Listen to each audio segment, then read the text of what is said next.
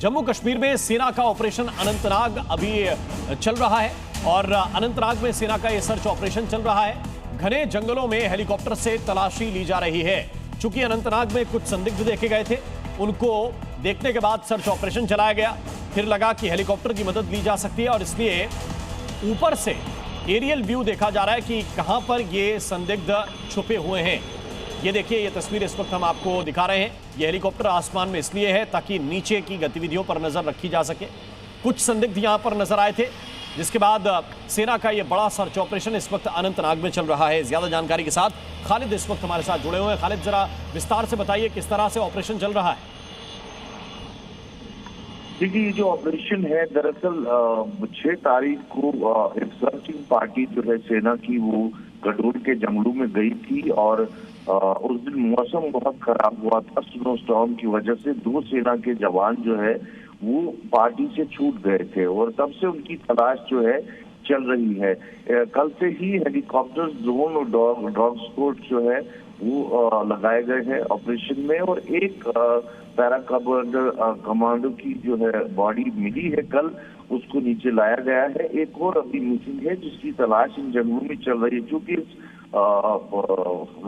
जंगल की हिस्ट्री जो रही है आतंकवाद से जुड़ी रही है, इसलिए काफी इंटेंस जो है ऑपरेशन ये चलाया जा रहा है। लेकिन अभी तक इसमें कोई टेरर एंगल सामने नहीं आया है। लेकिन फिलहाल जो हम दर्शकों को ये हेलीकॉप्टर की तस्वीरें दिखा रहे हैं, इससे साफ जाहिर है कि कितना इंटेंस ऑपरेशन सेना चला रहा है। दरअसल जो 5 पैरा के 2 जवान जो मिसिंग थे, उनको तलाश करने की कोशिश पूरी की जा रही है। एक के शव तो मिल चुका है, एक की तलाश अभी इस इलाके में जारी है। और बहुत बहुत शुक्रिया, बहुत बहुत धन्यवाद खालिद हुसैन आपका इस पूरे अपडेट के लिए।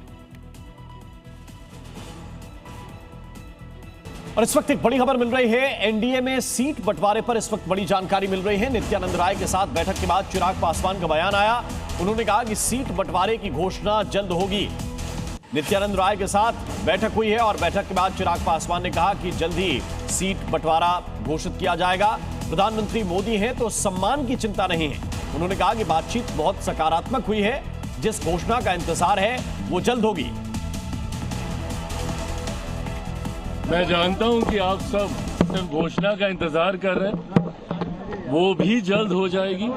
पर इतना मैं जरूर कहूंगा कि बातचीत बहुत अच्छे से, बहुत बढ़िया से, कल जैसा आदरणीय नित्यानंद जी ने कहा, सकारात्मक, बहुत ही सकारात्मक रूप से बातचीत हुई है, हो रही है और अभी अंतिम दौर में अब ये बातचीत पहुंच चुकी है।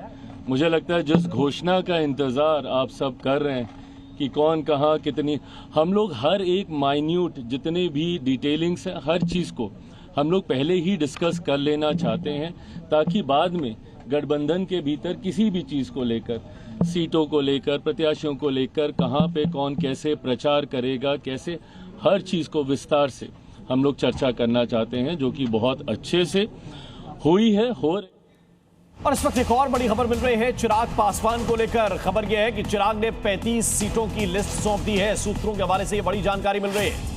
बीजेपी ने चिराग पासवान के लिए 26 सीटों की पेशकश की है कि 26 सीटों पर आप चुनाव लड़ लीजिए, लेकिन चिराग 35 सीटें चाहते हैं। एमएलसी और राज्यसभा सीट का ऑफर भी उन्हें दिया गया है। पार्टी नेताओं से चिराग पासवान विचार कर सकते हैं।